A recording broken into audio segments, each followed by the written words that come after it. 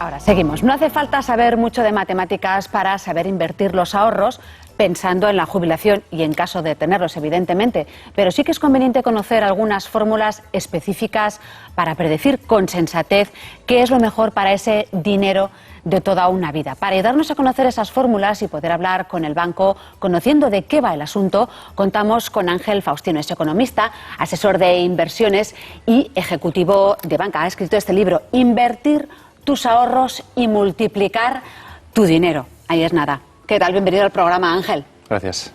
De entrada, usted dice que hay que invertir con sensatez. ¿Qué significa? ¿Qué quiere decir con sensatez? Bueno, quiero decir lo que quiere decir en el castellano. Aquí no hay que ir a las finanzas, ¿no? Invertir con sensatez sería siempre saber en qué invierto y para qué invierto, que son preguntas que parecen evidentes, pero a veces no nos las hacemos, ¿no? No es, oiga, pues mira, yo quiero invertir para ganar mucho dinero. Pues sí, ojalá. Pero sobre todo, ¿para qué? ¿Qué te va a decir el tiempo que tienes disponible? ¿Y en qué? Y se evitan muchos problemas conocidos en la sociedad española por poner el dinero en cosas que no sabía ni el que los ponía ni muchas veces el que los ofrecía. Entonces hay que invertirlos, hay que invertir el dinero o las cantidades en cuantas más franjas mejor o ¿esto cómo va? A ver, depende. Una de las grandes dificultades de las finanzas o de las finanzas personales es que no hay recetas. Aunque todos los días en prensa vemos recetas y nos dicen lo que hay que comprar, dónde hay que invertir, dónde no hay que invertir, no hay recetas.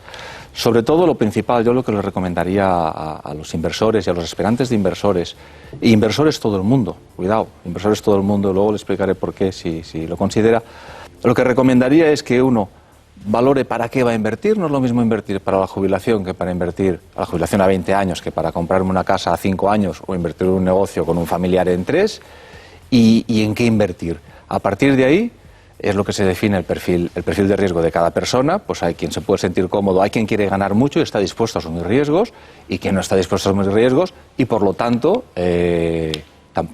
tiene que recortar sus aspiraciones de rentabilidad. ¿Cuáles son los errores más comunes? Usted dice que hay 10. Bueno, hay 10. Parte de la mística de la colección para dummies es que hay los famosos decálogos, ¿no? Entonces, no es que sean 10 o que cada persona tiene los suyos. Lo vamos a dejar en 10, quizá, sí, ¿no? Vamos a dejarlo en 10. El más repetido, yo también me repito con eso, pero el más repetido es hacer inversiones, colocar el dinero en cosas que no se entiende bien. Y permítame un ejemplo, y lo va a ver muy claro. Ahora mismo, con una situación muy compleja para invertir, con la renta fija, los bonos cayendo, con la bolsa con muchísima volatilidad, una recomendación general, la famosa receta. La receta es, oiga, pues invierta usted en fondos de retorno absoluto. Y se está pasando inversores del plazo fijo, que es un producto conocido y básico, a fondos de inversión de retorno absoluto, como si fuese algo fácil y evidente. Y es un producto tremendamente complejo. Sin entrar en tecnicismos, y para que nos entienda todo el mundo, sería en clave doméstica los famosos hedge funds llevados a su oficina de banco. Es decir, es una inversión no direccional, es una inversión que puede tener tanto posiciones, lo que se llama largas, estar comprado, como cortas, estar vendido, y eso no está al alcance de todo el mundo. Si alguien no entiende la estrategia de inversión de su vehículo de inversión, pues que no la haga, esa es la clave. Eso es invertir con sensatez. Vuelvo a la primera pregunta. He dicho de retorno. Retorno absoluto es una recomendación que en cualquier prensa, cualquier periódico económico o periódicos generalistas se la va a encontrar estos días. ¿Y eso qué significa? Porque en ese sentido vendidos estamos todos pues un poco, sí, ¿no? Es lo que le comentaba. A mí como asesor financiero profesional me da un poco de reparo cuando veo un producto complejo, no digo tanto complejo a efectos legales, sino complejo en cuanto a estrategia de inversión, que no es fácil, ofrecido como a veces como sustituto de plazos fijos o inversión muy conservadora, como renta fija a corto plazo. Un fondo de retorno absoluto, bien entendido, significa que puede tener bolsa, que puede tener renta fija, bonos, tanto públicos como de empresas, corporativos, y que además puede tener posiciones largas, es decir, posiciones largas es lo normal, yo compro algo para que suba. O puedo tener posiciones cortas, que para el gran público es muy complicado de entender, que es, si creo que algo va a bajar, lo vendo sin tenerlo, y cuando baja gano dinero. O sea, me lo quito de encima lo antes posible. Sería así, sí, para entendernos sí. Pero quiero decir que no es en cualquier caso le quiero decir que a veces bajo el pelaje de un producto asequible para todos los públicos no lo es. Y que esa es clave. La clave es entender dónde está mi dinero y no moverte de tu círculo de competencia. Pero cuando dice que voy a vender algo que no tengo o que todavía Sí. no he comprado... Lo hago muy breve. Mire, imagínese acciones del Banco Santander, ¿vale? Que todos pues, conocemos la bolsa, conocemos las acciones. Uno compra las acciones y cree que van a subir. Oiga, yo creo que el Santander cotiza 6 euros, creo que va a valer 9, pues las compro porque va a subir. Pero otra persona puede decir, oiga, pues yo no. Yo creo que las acciones del Santander, por lo que sea, por la propia empresa o por el contexto económico global, esas acciones van a caer. Y puedo vender a 6 algo que creo que va a valer 4.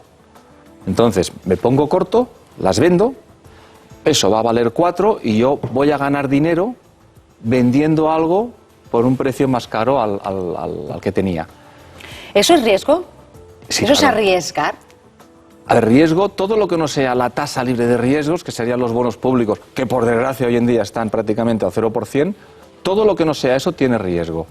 De hecho, un depósito bancario tiene riesgo. Lo que ocurre es que al final, en el contexto europeo que vivimos, pues sabemos que hasta 100.000 euros el Estado se hace cargo, por depositante se hace cargo de ese dinero en caso que hubiese una quiebra bancaria, y cuando ha sido superior a 100.000 euros también ha habido cobertura por parte del Estado. Pero todo tiene riesgo, la renta fija tiene riesgo, como por desgracia están viendo muchos inversores en estos momentos, la bolsa tiene riesgo, las materias primas tienen riesgo, el inmobiliario tiene riesgo, como bien sabemos. Tiene bastante riesgo Sí. si nos ponemos a intentar valorar qué hacemos a día de hoy con nuestro dinero, ¿no? A día de hoy es especial, en el corto plazo es especialmente complejo tomar decisiones de inversión, por lo que le comentaba antes. La renta fija se está desinflando, los bonos es algo difícil de explicar, es algo difícil de entender, porque el mecanismo de los bonos, a todo el mundo le gusta la bolsa y la bolsa es muy atractiva, el mecanismo de los bonos es muy complejo. Por eso lo intento explicar. Hay un capítulo en el libro, el capítulo 4, que desarrolla absolutamente, más allá de los dummies, es un dummies al cuadrado, como le dije a la editorial, ¿no? La renta fija está perdiendo valor, está cayendo en precio. La renta variable tiene volatilidad como siempre ha tenido. Si el plazo de inversión es largo, y es que siempre acabamos con el horizonte temporal, no tiene nada que ver invertir a 2 meses o a 6 meses, que hablaríamos de especular, con una inversión a 5, 10, 15 años. Si el plazo de inversión es largo, no se deje influenciar excesivamente por el corto plazo. Al contrario, las caídas dan oportunidades para el largo plazo. Empresas buenas que están cayendo por toda la volatilidad que hay con el tema de Grecia o con el tema de la subida de tipos en Estados Unidos, el que piensa a largo plazo tiene una buena oportunidad. Lo que ocurre que, como personas, lo que nos impacta en nuestros sentimientos y en nuestras percepciones es el corto plazo, y el corto plazo es complejo. Como decíamos antes, retomando la idea, ¿a partir de cuánto, mejor dicho, uno se puede considerar un inversor? ¿Qué decía? Mire, déjeme romper un cliché. Vivimos una situación social, y vamos a vivirla en el futuro, por desgracia, muy compleja, que es que el sistema europeo del pago de pensiones está en entredicho. Entonces, todo el mundo tiene que invertir. El que tiene grandes cantidades, pues sus grandes cantidades, y el que tiene poco, con periodicidad, la que pueda, mensual, trimestral, semestral, también tiene que invertir. O sea, hay que invertir en intentar pensar que no vamos a tener pensiones. Mire, el último informe del Instituto Nacional de Estadística, la proyección de la población española del año 2014-2064, y destaco que es del Instituto Nacional de Estadística porque no hay intereses partidistas. Lo que nos está diciendo es que en 15 años vamos a ser muchas menos personas, vamos a ser más mayores, va a haber muchos menos nacimientos y la pirámide poblacional está perdiendo la forma de pirámide. Nos gustará más o nos gustará menos, pero el sistema de reparto en el que la población activa que trabaja paga las pensiones de la población jubilada se tambalea. Entonces, hay que invertir. Hay que invertir de la forma en que se pueda. Poco dinero, el interés compuesto hace milagros a largo plazo. Poco dinero todos los meses y con rentabilidades positivas, eso sí, si al final uno lo que hace es perder, pues va mal. Poco dinero todos los meses en el largo plazo acaba generando cantidades interesantes. ¿qué significa poco dinero? 80 euros al mes, 100 euros al mes, eso sí, es importante todos los meses y con tiempo por delante. De acuerdo. ¿En qué? Quien tenga tiempo por delante, renta variable. Quien tenga 15, 20, bolsa, perdón. Cuando digo renta variable es bolsa. Quien tenga 15, 20, 25 años por delante. La persona con 30, 35 que empieza a trabajar y su capacidad de ahorro son esos 80 euros al mes, esos 100 euros al mes, si los tiene. bolsa por delante. Y entonces me está diciendo que si uno tiene un plan de pensiones, ¿qué va a ocurrir con ese plan de pensiones? Con esas proyecciones que se están haciendo. No, pero no confundamos. El plan de pensiones privado, o sea, una cosa es la pensión pública y otra cosa es el plan de pensiones privado. El plan de pensiones privado es un patrimonio que uno tiene y el plan de pensiones privado le va a dar una rentabilidad en función de lo que esté invertido. Precisamente una de las cosas que intento destacar en el libro es que es importante ahorrar para las pensiones e invertir para las pensiones. Otra cosa es que sea un plan de pensiones, que sean fondos de inversión, que sean acciones o que sean plazas de garaje, si uno se siente más confortable con eso. Pero lo que es importante es ahorrar e invertir de cara a la jubilación. Otra cosa, yo me refería a la pensión pública. El sistema de reparto es el que está en un momento complicado. ¿Invertir en seguros es una inversión? O sea, es Sí. invertir y ahorrar a la vez. Sí, vamos a ver, en seguros, y lo explico en el libro, hay un capítulo entero de seguros que como activo financiero se trata poco. En seguros pensamos en el seguro del coche, en el seguro de la casa si tengo una fuga de agua, ¿eh? Pero hay una parte de los seguros muy interesante que son los seguros de ahorro, seguros de vida de ahorro que se llaman. Entonces las compañías aseguradoras en general garantizan un tipo de interés que hoy en día es muy bajo y lo que se llama participación en beneficios, y la compañía de seguros mueve tu dinero. Luego ahí hay distintas características, distintos tipos de seguros, con mayor tasa asegurada y menos participación en beneficio, con menos seguro garantizado y más seguro rentabilidad garantizada y más participación en beneficio, pero los seguros se tienen que ver como un producto de ahorro, los seguros de ahorro como un producto de ahorro a considerar, son interesantes. ¿Aconsejable, según su criterio? En general, vuelvo a decir, me contradigo porque siempre digo que no hay recetas, pero al final se acaba hablando de recetas, ¿no? Los seguros para un inversor conservador, en general, para un inversor conservador y que pueda estar el plazo de permanencia que requieren los seguros no es como la bolsa, usted no puede comprar y vender un seguro en una semana. Para el inversor de largo plazo los seguros son una inversión a considerar, sí, sin ninguna duda.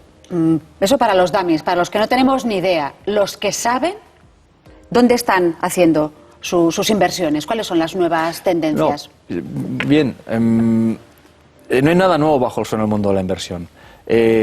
Alguien tan conocido, tan reputado y considerado uno de los mejores inversores del mundo, que es Warren Buffett, el inversor norteamericano que está en la lista de los 10 más ricos del mundo, hace algo tan simple como comprar acciones. Y acciones de empresas, imagínese, tan desconocidas como Coca-Cola o como McDonald's. Es decir, las nuevas tendencias muchas veces son modas y las modas muchas veces no funcionan bien. Pero el crowdfunding, el Bitcoin, sí, ¿no? El crowdfunding lo trato en el libro, lo explico, el Bitcoin también. Como inversiones para el inversor de a pie, para el dummy, diría que se valoren con cuidado. Es decir, el crowdfunding en España es incipiente, la legislación del crowdfunding de hecho lleva poco tiempo funcionando. Hay plataformas interesantes y gente profesional y con ganas que está moviendo estas plataformas, pero para el inversor convencional yo también en el libro, por ejemplo, comparo lo que podía ser un bono de Fiat, en este caso, o de la compañía de autos, con una inversión en crowdfunding. En una inversión se debe tener en cuenta rentabilidad, seguridad y liquidez. El crowdfunding en un momento determinado puede tener un problema de liquidez. Un bono de Fiat, pues tocando una tecla, un bono de Fiat o de cualquier empresa que cotice en el mercado. Un bono de Fiat tocando la tecla del ordenador lo puedo vender y tener el dinero en la cuenta. Y eso es muy importante. Siempre pensamos en riesgo y en rentabilidad, pero cuando las cosas van mal o cuando en la vida nos presenta algún reto, lo que nos hace falta es tocar la tecla y tener el dinero. Bueno, pues tocamos la tecla de fin. Lo dejamos aquí, Ángel Faustino. Gracias por esos consejos, los tendremos en mente. Muchas gracias.